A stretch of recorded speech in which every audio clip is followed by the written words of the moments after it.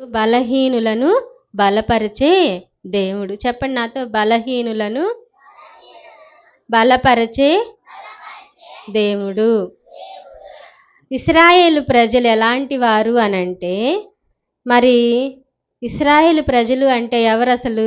దేవుని ప్రజలు.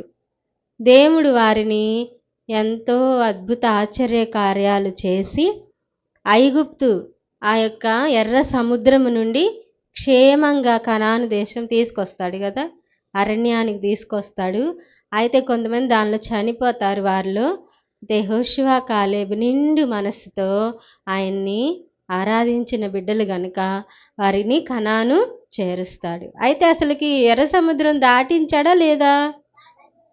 సముద్రంలో చంపేశాడా? అసలు సముద్రంలో దారి ఎలా వచ్చిద్ది? 4 రోజులు వర్షం పడితేనే మన ఊర్లో మట్టి రోడ్లు ఆరవు కదా, అసలు ఆరిపోతాయా? ఆరవు. కానీ సముద్రం అంటే ఎంత లోతు ఉంటుంది కదా. కానీ మరి దేవుడు అట్లా రాత్రికి రాత్రే ఎట్లాగా ఆయన రోడ్డు వేశాడంటే, అదే ఆయన శక్తి సామర్థ్యము, దేవుని ప్రజల పట్ల అద్భుత ఆశ్చర్యమైన కార్యము చేయడం. అంత గొప్ప దేవుణ్ణి వాళ్ళు కలిగి ఉండి కూడా మరి వాళ్ళు ఏం చేస్తారంటే మరలా ఇష్టానుసారంగా ప్రవర్తిస్తూ ఉంటారు. అందరు వినాలి, ఇష్టమైనట్టు అనమాట. ఇప్పుడు అమ్మా నాన్న చెప్పిన మాట వినకుండా ఎలా పడితే అలా తిరుగుతా ఒక్క పని చేయకుండా ఉంటే వాడు ఇష్టం వచ్చినట్టు చేస్తున్నాడు అంటారు కదా. ఈ అమ్మాయి అస్సలు మాట వినదు అంటారు. అట్లానే దేవుడు కూడా చాలా బాధపడ్డాడు వాళ్ళని చూసి. అయ్యో, ఈ ప్రజలు నేను ఇలా తీసుకొస్తే వాళ్ళు ఇష్టమైనట్టు చేస్తున్నారని కోపం వచ్చింది. అమ్మ వాళ్ళకి కూడా కోపం వచ్చింది కదా. అట్లా కోపం వచ్చి ఏం చేస్తాడు అంటే శత్రువులకి అప్పగిస్తాడు. ఎవరికి అప్పగిస్తాడు? వాళ్ళ పేరేంటి అంటే మిద్యానీయులు. ఏం పేరు?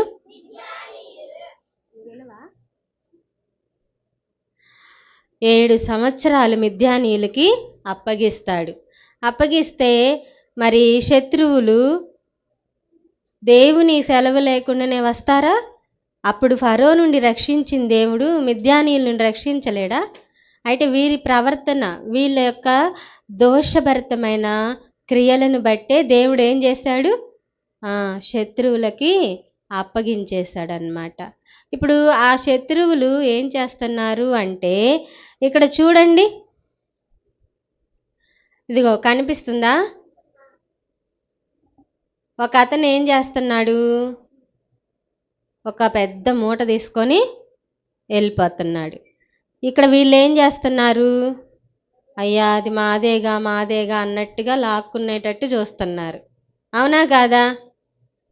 అయితే మరి దేవుడు అట్లా శత్రువులకు అప్పగించినప్పుడు వాళ్ళు ఏం చేస్తారు అంటే, చూడండి, ఇక్కడ వీళ్ళు మిద్యానీయులు. ఎవరు?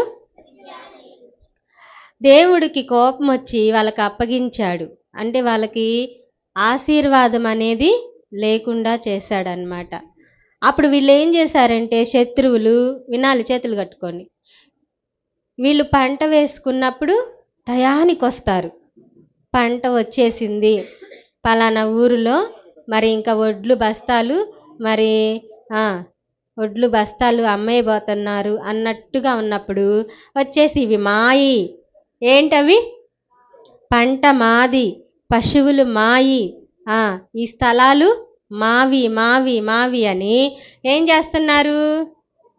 తీసుకొని వెళ్ళిపోతున్నారు. అన్యాయంగా అక్రమంగా దోచుకుంటున్నారు. ఏం చేస్తున్నారు? ఎవరిని చెప్పండి? దేవుని ప్రజలని. అప్పుడు వీళ్ళకి ఇంకా భయం వేసి, అమ్మో ఇక్కడ అసలు ఈ ఊర్లో మనం ఉండలేములే అని కొండలలో గుహలలోకి వెళ్ళి వాళ్ళు ఇంకా అక్కడ ఉండిపోతా ఉండేవారు. ఎవరు? దేవుని ప్రజలు. అంత అవసరమా చెప్పండి? ఎందుకు శత్రువులకు అప్పగించాడు దేవుడు అంటే, వాళ్ళు చేసిన దోషములను బట్టి కోపం వచ్చి శత్రువులకి అప్పగించాడనమాట.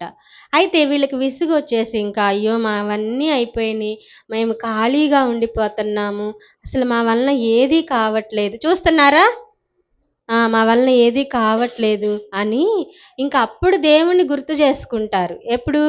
కష్టం వచ్చినప్పుడు అప్పుడు యెహోవా అని మొరపెడతారు. ఏం చేస్తారు? ఎవరు? ఇశ్రాయేలు ప్రజలు మొరపెడితే, అయితే వీళ్ళ విషయం దేవునికి సంతోషం ఉందా? ఆనందం ఉందా?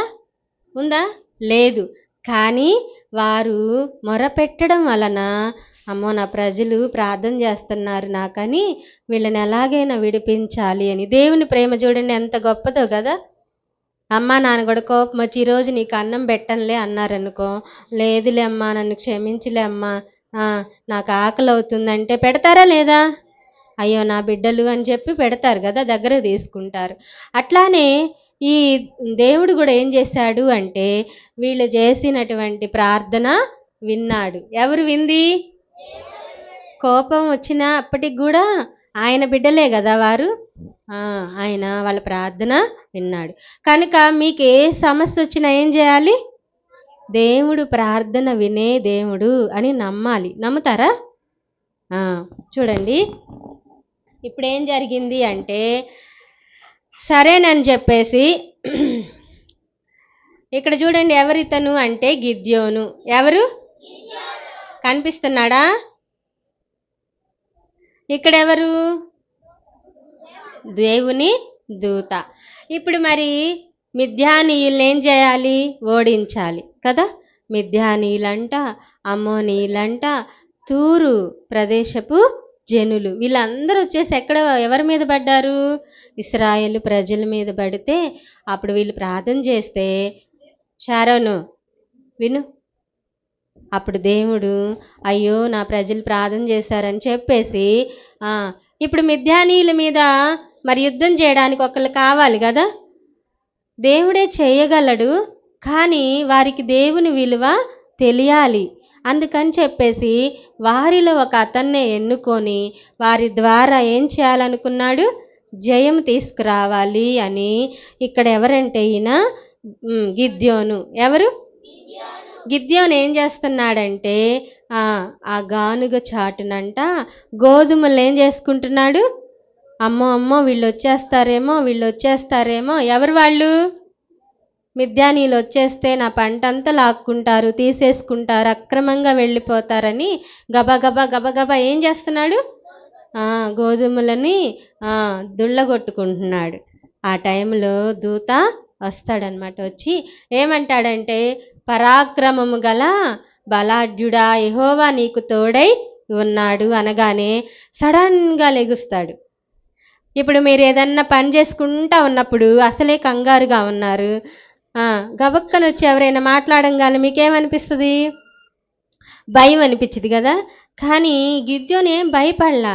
కానీ మామూలుగా పరాక్రమం గల బలాఢ్యుడా నేను ఇంత సీక్రెట్గా రహస్యముగా ఏం చేస్తున్నాను? గోధుమలను దొల్లగొట్టుకుంటుంటే భయపడుతూ నన్ను వచ్చి ఏమంటున్నారు? పరాక్రమవంతుడు అంటున్నాడా? ఎవరా అని చూస్తే ఎవరు? దేవుని దూత. ఈ దూతను ఏమని ప్రశ్నిస్తాడో తెలుసా? గిద్యోను అంటాడు, నేను పరాక్రమం గలవాడిని ఎలా అవుతాను? దేవుడు నీకు తోడుగా ఉన్నాడు అంటున్నావు. ఇంకా అంతేకాదు, ఈ గిద్యోను ఎవరు? ఒక రైతు, సైనికుడా? యుద్ధం చేసేది ఎవరు? సైనికులే కదా. సైనికుడు కాదు, కానీ ఎవరు? రైతు.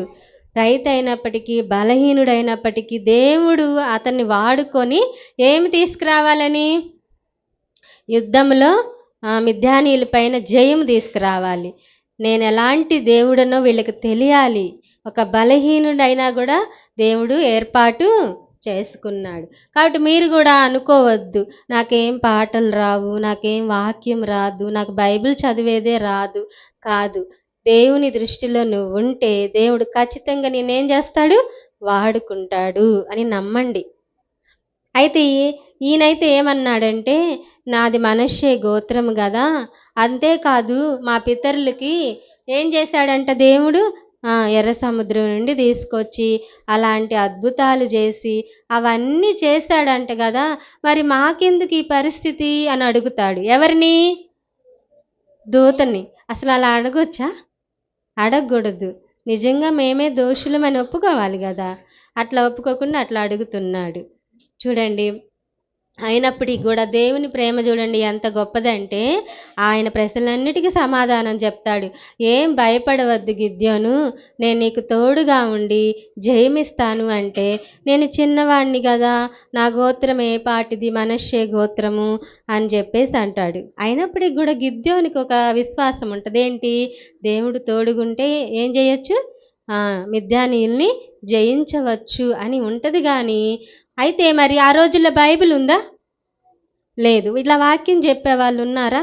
లేరు. మరి ఆయన ఖచ్చితమైన కొంతమంది చూడండి చెప్పగా నమ్మేస్తారు కదా! కొంతమంది ఇదిగో మన ఊరు బస్సు వస్తుందంట, ఇన్ని రోజుల నుండి బస్సు రాలేదంటే, నేనేమి నమ్మనులేమ్మ చూస్తే గాని నమ్మనంటారు. అవునా కదా? మరి కొంతమంది అవునా బస్సు వస్తుందా, రేపు ఎన్నింటికి వచ్చిద్దని నమ్మేస్తారు. అయితే మరి తండాల్లోకి బస్సులు రావడం కష్టం కదా! మరి ఇక్కడ దాకా చూసాను నేను బస్సు వచ్చింది. అయితే మనకి అది రాదనే విధానంలో ఉంటాం గనుక నమ్మం. అట్లానే గిద్యోను కూడా ఏంటి అంటే, ఇన్ని సంవత్సరాల నుండి దేవుడు మాకు ప్రత్యక్షం కాలేదు కదా! మరి మా ప్రార్థన వినలేదు కదా! మరి మమ్మల్ని శత్రువు చేతికి అప్పగించాడు కదా! నిజంగా ఈయన దేవుని దూతేనా, నాకు ఖచ్చితంగా తెలియాలి అని చెప్పి అట్లా ఎన్నో సందేహాలు, అనుమానాలు, సంశయాలతో ఉంటున్నాడు. మనం కూడా ఇలా ఉంటాం కదా! నువ్వెవరివయ్యా అని అడిగేటట్టు ఉంటాం. ఎలా ఉంటాం? నువ్వెవరివయ్యా అని అడగకూడదు కానీ, నాలో ఉన్న దేవుడు గొప్ప దేవుడని నమ్మాలి. ఇది రెండో విషయం. మొట్టమొదటిగా శత్రువుల చేతికి ఎందుకు వెళ్ళారు వాళ్ళు? వాళ్ళ పాపాన్ని బట్టే వెళ్ళారు. తర్వాత దేవుని దూత ఎందుకు వచ్చింది? ప్రార్థన చేసినప్పుడు, మాకు సహాయం చేయమన్నప్పుడు దేవుడు తన దూతను, ఆయనే దేవుడు, దేవుడే దూతగా యెహోవా దూత అని రాయబడి ఉంటుందన్నమాట. కనుక రెండో విషయం ఏంటంటే, నమ్ముతారా ఇప్పటికైనా?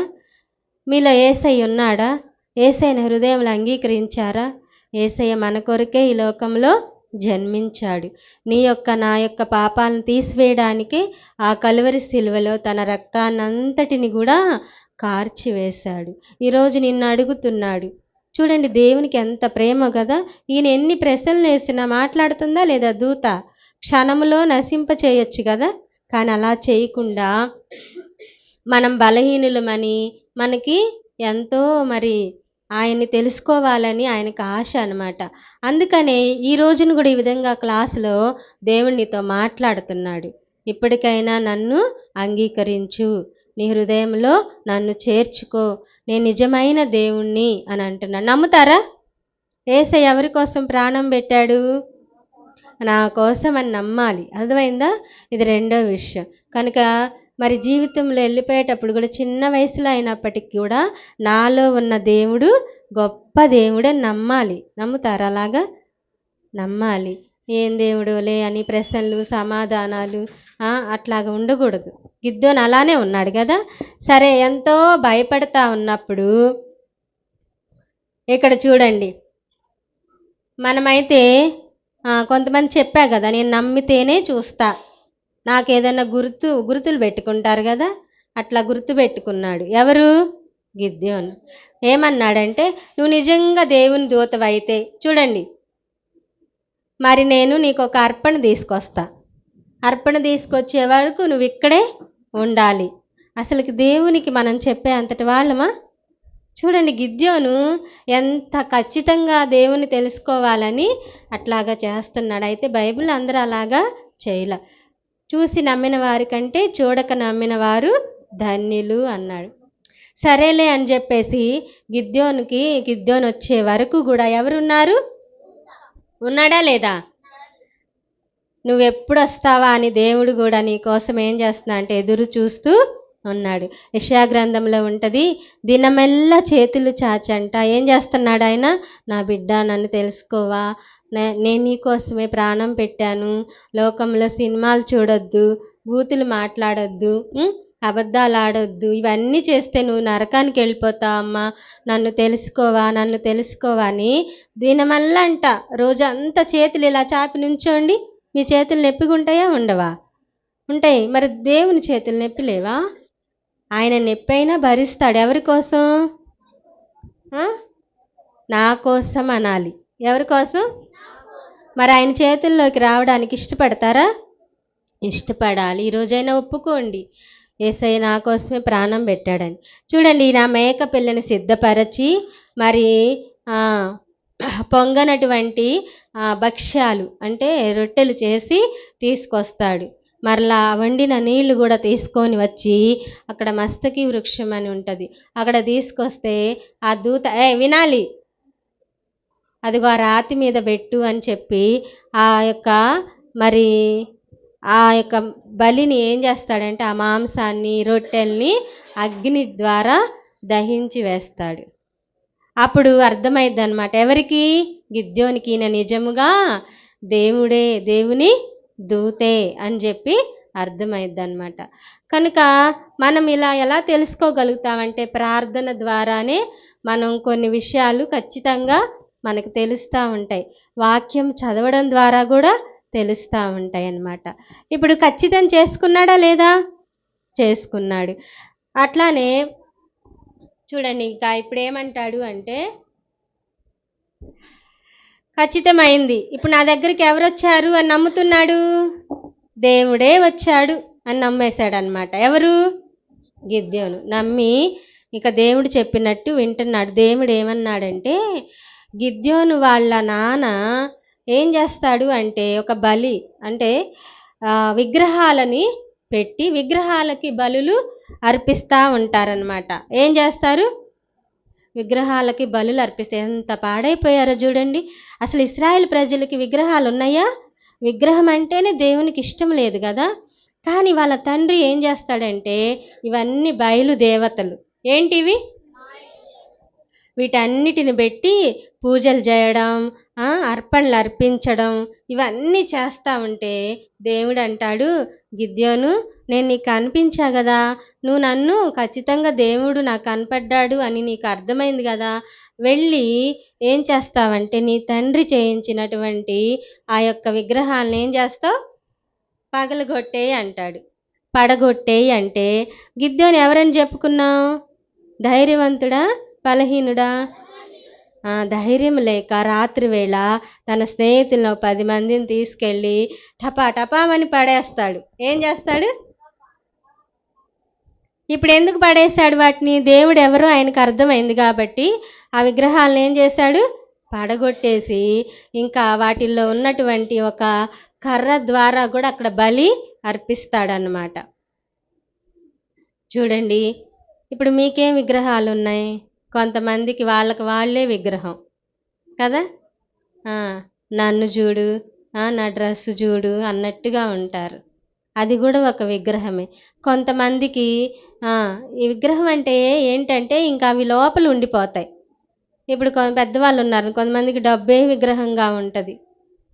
రోగం వచ్చింది కదా ఇంట్లో ఉండు అంటే ఉండరు. ఏం చేస్తారు? అమ్మో డబ్బులు డబ్బులు డబ్బులు అని పరిగెత్తారు. కొంతమందికి బంగారం అంటే ఎంత విగ్రహమో, ఎంత ఉన్నా కూడా బంగారాన్ని కొంటూనే ఉంటారు. అంటే ఇంక అది చేయాలి, అలా ఉండాలి అలా ఉండాలి అనేదే విగ్రహం అన్నమాట. అయితే గిద్యోను ఏం చేశాడు? ఆ విగ్రహాల్ని పడేశాడా ఉంచుకున్నాడా? మరి మీకున్న విగ్రహాలు పడేస్తారా? చిన్న వయసులో ఏమేమి విగ్రహాలు ఉంటాయి? కొంతమందికి టీవీలు ఎంత పిచ్చో, ఎంత చెప్పినా వినరు కదా. అవన్నీ మానుకోవాలి, అవన్నీ తీసేసుకోవాలి. కొంతమందికి అబద్ధాలు చెప్తా ఉంటారు, అవి అస్సలు మానుకోలేరు కదా. అట్లా ఏవి మనం మానుకోలేకపోతున్నామో అవే విగ్రహాలు. వాటిని ఏం చేయాలంటున్నాడు దేవుడు? పడవేయి అని చెప్తున్నాను, నీకు ఇష్టమని. చేస్తారా? అలాగా చేస్తారా? చూడండి, ఇంకా ఏం జరిగింది అంటే ఇప్పుడు పడవేశాడా లేదా? గిద్యోను పడవేశాడు కదా. బలహీనుడు అయినప్పటికీ కూడా దేవుడు ఇప్పుడు ఆ గిద్యోను ద్వారా ఏం పొందాలని చూస్తున్నాడు? మహిమ పొందాలి. ఇశ్రాయేల్ ప్రజలకు ఏం రావాలి? గొప్ప రక్షణ రావాలి. యుద్ధం చేయాలి. ఆ యుద్ధంలో ఎవరు గెలవాలి? ఇశ్రాయేల్ ప్రజలు గెలవాలి. అలాగా నేను ఎంత గొప్ప దేవుణ్ణో బలహీనైన వాడుకొని చూపిస్తానని చెప్పేసి ఆయన మరి గిద్యోను ఎన్నుకున్నాడు. ఇక్కడ చూడండి ఏం చేస్తున్నాడు గిద్యోను? మళ్ళీ అనుమానం. ఎవరికి? మనం కూడా ఇలాగుంటాం కదా, దేవుడా దేవుడా ఈ ఒక్క ఈ ఒక్క సబ్జెక్ట్లో పాస్ చేయించయ్యా, నువ్వు దేవుడివే అని నమ్ముతా అంటాం. పాస్ అయిపోతాం, అయ్యా ఈ ఒక్క రోగం తగ్గించయ్యా, నువ్వు దేవుడు అని నమ్ముతా అంటాం. ఆ రోగం తగ్గిద్ది. అయినా కూడా ఇంకా నమ్మకుండా మళ్ళీ అడుగుతాం, ప్రభు ఈ ఒక్కటి చెయ్యయ్యా, నువ్వు దేవుడు అని నమ్ముతాం అంటాం కదా. అంటే ఇంకా గిద్యోను మళ్ళీ చూడండి పరీక్ష పెడుతున్నాడు. ఎవరికి? ఎందుకంటే భయమేస్తుంది. మిద్యానీయుల మీద నేను ఎలా యుద్ధం చేయగలుగుతాను అని భయమేసి, ఖచ్చితంగా దేవుడు నన్ను వాడుకుంటాడా, ఖచ్చితంగా నేను ఉపయోగపడతానా అని గిద్యోనికి ఏంటి? భయం, అనుమానం. అందుకని అయ్యా అయ్యా అయ్యా నీ కోపం నా మీద మండనీయొద్దు, కానీ ఈ ఒక్కసారి నేను పెట్టుకున్న గుర్తు, నేను పెట్టుకున్న సూచక క్రియ నెరవేర్చు అంటాడు. ఏంటి గిద్యోని పెట్టుకున్న సూచక క్రియ అంటే, ఇక్కడ చూడండి, ఇదేంటంటే ఇదేంటి? బొచ్చు అంటారు కదా, ఉన్ని అంటారు కదా, గొర్రె బొచ్చు అంటారు కదా, బైబిల్ అలాగుంది చూడండి. అది తీసుకొస్తాడు. అయ్యా ఈ ఒక్కసారి శోధిస్తున్నాను అనుకోవద్దయ్యా, నీ కోపం నా మీద రానియొద్దయ్యా అని అంటాడు. ఇదిగో ఈ గొర్రె బొచ్చుని ఏం చేస్తానంటే మంచులో పెడితే ఏమవుతుంది? బొచ్చు వరకే, ఈ గొర్రె బొచ్చు వరకే ఏమవ్వాలి? ఈ ఉన్ని వరకే, మనం పద్దాక అలా అనుకోకుండా ఉన్ని అనుకుందాం. ఈ ఉన్ని వరకే ఏమవ్వాలి? తడిసిపోవాలి మంచు చేత. మిగతా నేలంతా ఎలా ఉండాలి? పొడిగా ఉండాలి. అప్పుడు నువ్వు దేవుడు అని నమ్ముతానయ్యా అంటాడు. అయ్యో నీకు ఇంకా నమ్మకం రాలేదా? ఆ రోజు వచ్చి బలిస్తే నేను దహించినా కూడా నీకు నమ్మకం రాలేదని దేవుడు అన్నాడా? నీకు ఎన్ని అనుమానాలైనా ఉండని, దేవుడు ఆయన ఏం చేసుకుంటాడు? తప్పకుండా రుజువు చేసుకుంటాడు. కానీ మన మైండ్లో అది పోవాలని ఆయనకు ఆశ అన్నమాట. ఇక్కడ చూడండి, సరే అని చెప్పేసి అలా పెడితే తర్వాత చూస్తే ఈ ఉన్ని మాత్రం ఎలా ఉంది? తడిసిపోయి ఉంది. ఇప్పుడు మంచు పడితే ఊరంతా మంచు పడిద్ది కదా, దేశంలో అంతా మంచు పడిద్ది. కానీ సూచక్రియ పెట్టుకున్నాడు కనుక దీని వరకు ఎలా ఉంది? తడిసిపోయి ఉంది. మిగతా అంతా పొడిగా ఉంది. సరే అంతటితో ఊరుకున్నాడా? మళ్ళీ ఇంకోటి పెట్టాడు. ఏమని? ఈసారి ఏంటి అంటే, ఈసారి అంతా తడిసిపోవాలి, ఈ ఉన్ని మాత్రం ఏమవ్వకూడదు, తడవకూడదు అంటాడు.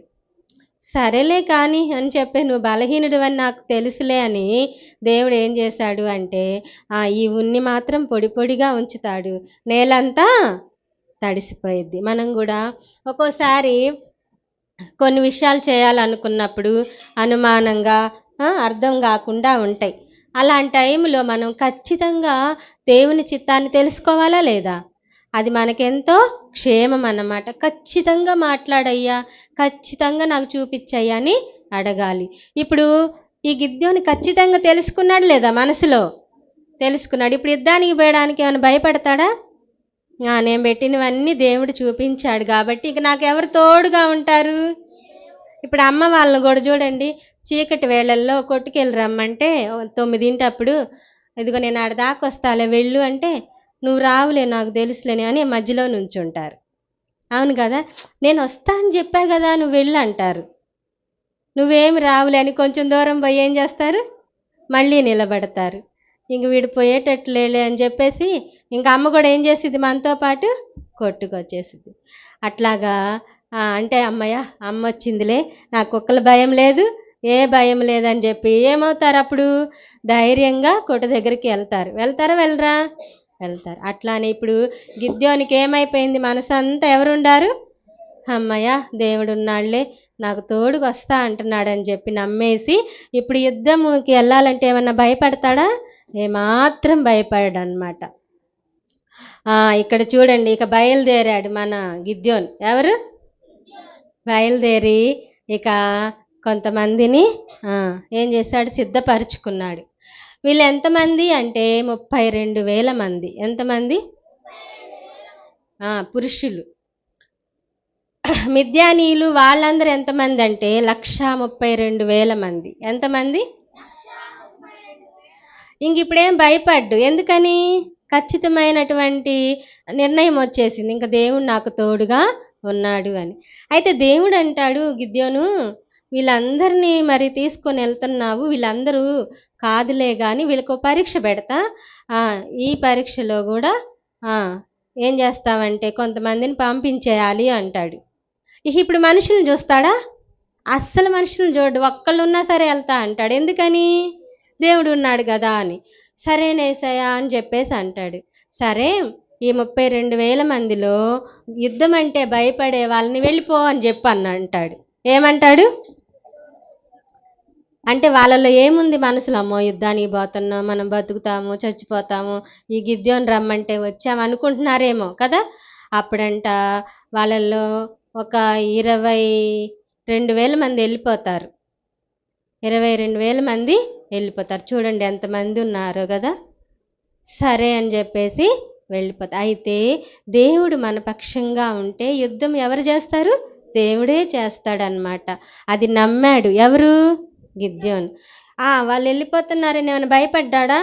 ఏంది దేవుడా, వీళ్ళందరూ వెళ్ళిపోతే నేను ఎలా చేయాలి అని అస్సలు అనలా. ఇప్పుడు గురంతా ఎవరు? దేవుడే. ఆయనకి ఉన్నటువంటి ధైర్యం అంతా ఎవరు? దేవుడే. ఇక మళ్ళీ పరీక్ష ఎవరికి? ఉన్నటువంటి ఆ 10,000 మందికి కూడా. సరే అని చెప్పేసి ఇదిగో ఆ కోనేటి దగ్గర తీసుకెళ్ళి వాళ్ళని మంచినీళ్ళు తాగమని చెప్పు అంటాడు. సరే తాగండి అన్నప్పుడు ఇప్పుడు మళ్ళీ వాళ్ళలో డివైడ్ చేస్తాడు. ఎలాగంటే కుక్క గతికినట్టుగా గతికే వాళ్ళందరినీ ఒక పక్క నుంచు, మోకాళ్ళ మీద చేతితో నీళ్లు తీసుకొని తాగే వాళ్ళని ఒక పక్క నుంచు అన్నప్పుడు అట్లా చేస్తే మోకాళ్ళ మీద నుంచొని మోకాళ్ళ మీద వంగి చేతితో ఇలా నీళ్లు తీసుకొని తాగుతూ ఉన్నప్పుడు వాళ్ళని ఒక పక్కన ఉంచితే ఇంకప్పుడు దేవుడు అంటాడు, వీళ్ళని మాత్రమే యుద్ధానికి తీసుకెళ్ళు అని అంటాడు. ఎవరిని? మోకరించి నీళ్లు చేతితో తాగే వాళ్ళని తీసుకెళ్ళంటే వాళ్ళు ఎంతమంది అంటే 300 మంది. ఎంతమంది? ఏంటి యేసయ్యా ఈ 300 మంది ఎలా యుద్ధం చేయాలన్నాడా? అస్సలు మారు మాట పలకలేదు. ఎందుకని? తనకున్నటువంటి సందేహాలన్నీ ఏం చేసుకున్నాడు? నిశ్చయం చేసుకున్నాడు కనుక ఆ 300 మందినే తీసుకెళ్ళాడు. కనుక దేవుడు మనతో ఉంటే విజయము మనతో ఉంటుందన్నమాట. నమ్మాలి మనం. ఇప్పుడు గిద్యోను నమ్మాడా లేదా? నమ్మాడు. ఇక చూడండి, వెళ్ళారనమాట. అయినప్పటికి కూడా ఇక ఈ గిద్యోను ఎలా ఉన్నాడంటే 300 మందికి కూడా 3 గ్రూపులుగా చేస్తాడు. అర్థమైందా? అయితే దేవుడు అంటాడు, సరే ఇంకా నీకు ప్రూఫ్ కావాలి అంటే ఆ రాత్రి వేళ మరి ఆ మిద్యానీయులు అమ్మోనీలు వాళ్ళందరూ కూడా ఇశ్రాయేల్ ప్రజల యొక్క మైదానాల్లో గుడారాలు వేసుకొని ఉంటారు వీళ్ళ మీద యుద్ధానికి. ఉంటే సరే నీవేం చేస్తావంటే నీకు ఇంకా ప్రూఫ్ కావాలి కదా అని చెప్పి నువ్వు వెళ్ళు, నీతో పాటు నీ పనివాడైనా నీకు భయంగా ఉంటే అంటాడు. దేవుడు కూడా చూడండి ఎంత మంచి దేవుడో కదా. మన మైండ్ సెట్ బాగా ఆయనకి తెలుసు. నీకు భయంగా ఉంటే నీ పనివాడైనటువంటి పూరా ఉన్నాడు కదా, తీసుకొని వెళ్ళు అంటాడు. సరే పద, అసలు మన శత్రువులు ఏం చేస్తున్నారో చూసొద్దామని వెళ్తా ఉంటే ఆ శత్రువులు మాట్లాడుకుంటా ఉంటారు. ఏమనంటే, అరే అరే నాకు కల వచ్చిందిరా. ఏం కల అంటే ఒక యవల రొట్టె అంట ఇశ్రాయేల్ ప్రజల యొక్క కొండ మీద నుంచి పడుతున్నట్టుగా వచ్చింది. ఆ రొట్టె వచ్చి ఏం చేసిందంటే ఈ యొక్క మిద్యానీయుల గుడారాన్ని పడేసిందని కల వచ్చిందిరా అంటే, ఇంకొక అతను అంటాడంట అది ఎవరిదో కాదు గిద్యోనిదే అని చెప్పేసి అంటాడనమాట. అంటే అది ఇశ్రాయేల్ ప్రజలదే అంటాడనమాట. వాళ్ళే వస్తారు, మనల్ని ఏం చేస్తారు? వారి పక్షాన దేవుడు ఉండి ఆ దేవుడు ఏం చేస్తాడు? మనల్ని సంహరిస్తాడని వాళ్ళు మాట్లాడుకుంటారు. ఇప్పుడు ఈ మాటలు కూడా ఆయనకి ఏమి ఇచ్చినాయి? ధైర్యం వచ్చేసి ఇక లాభం లేదు, ఇంకొచ్చేసి దండులోకి తన యొక్క దండు ఉంది కదా 300 మంది, ఇంకా 300 మందిని 3 గ్రూపులుగా చేసి ఒక చేతికేమో బోరిస్తాడంట, ఒక చేతికి కుండ ఇస్తాడంట. ఆ కుండలో దివిటి ఉంటుంది. ఇక అంటాడు ఏమనంటే ఆ యొక్క మిద్యానీల దండు యొక్క పాలెం చుట్టూ కూడా ఏం చేస్తారు? ఉంచుతాడనమాట. ఉంచి నేను బూర ఊదినప్పుడు మీ కుండలు పగలగొట్టాలా, ఇంకేం చేయాలి? బూరలు ఊదాలి అన్నప్పుడు వాళ్ళందరూ ఎప్పుడైతే గిద్యోను బూర ఊదుతాడో కుండలు బగలగొట్టేసి ఇప్పుడు ఆ దండు చుట్టూ ఉన్నప్పుడు వాళ్ళకేం కనపడతాయి? దివిటీలు కనిపిస్తూ ఉంటాయి. వామ్మో ఇదేంది మన దండు చుట్టూ అగ్నిలాగుంది అని చెప్పి వాళ్ళకి తికమక అయిపోయి ఒకరినొకరు పొడుచుకొని చనిపోతారు. ఇప్పుడు వాళ్ళు అంటారు, "ఆ, గిద్యోను ఖడ్గము యెహోవా ఖడ్గం" అని అంటారనమాట. అంటే ఇప్పుడు జయము ఎవరిచ్చారు వాళ్ళకి? దేవుడే ఇచ్చాడు. ఆయన కోసం మనం నిలబడితే మన కోసం ఎవరు నిలబడతారు? దేవుడే నిలబడతాడు అని దీని గురించి మనం తెలుసుకోవచ్చు. ఇప్పుడు గిద్యోను బలహీనుడైనప్పటికీ దేవుడు అతన్ని వాడుకొని బలహీనుడిని ఏం చేశాడు? బలపరిచాడు. మన జీవితాల్లో కూడా మన కొరకే యేసే ప్రాణాన్ని అర్పించాడని మీరు నమ్మితే మిమ్మల్ని కూడా దేవుడు ఆయన పని కొరకు ఏం చేస్తాడు? తప్పక వాడుకుంటాడు. మోకరించండి, ప్రార్థన చేసుకుందాం. కంఠస్థ వాక్యం చూడండి.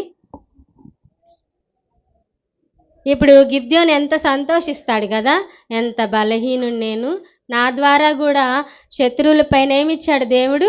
విజయం ఇచ్చాడు, ఇశ్రాయేలుకి రక్షణ ఇచ్చాడని ఎంతో దేవుని మహిమ పరుస్తాడు. కంఠస్థ వాక్యం 1 సమూయేలు 17వ అధ్యాయము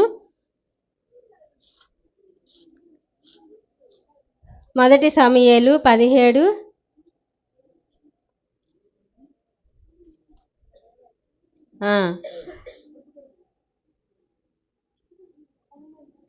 తీసారా?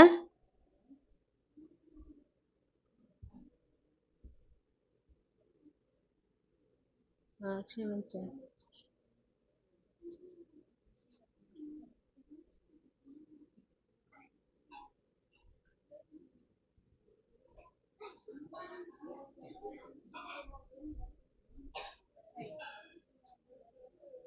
యుద్ధము యెహోవాదే అని ఉంటుంది చూడండి.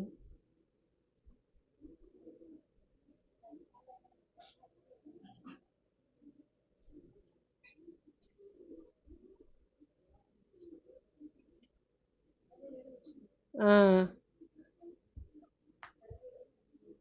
1 సమూయేలు 17:47 చదవండి. దానిలో మధ్య భాగం చదవండి. యుద్ధము ఎవరిది? ఇప్పుడు ఎవరు చేశారు అక్కడ యుద్ధము? 17:47 యుద్ధము యెహోవాదే. ఇంకా గ్రూప్స్గా కూర్చోండి.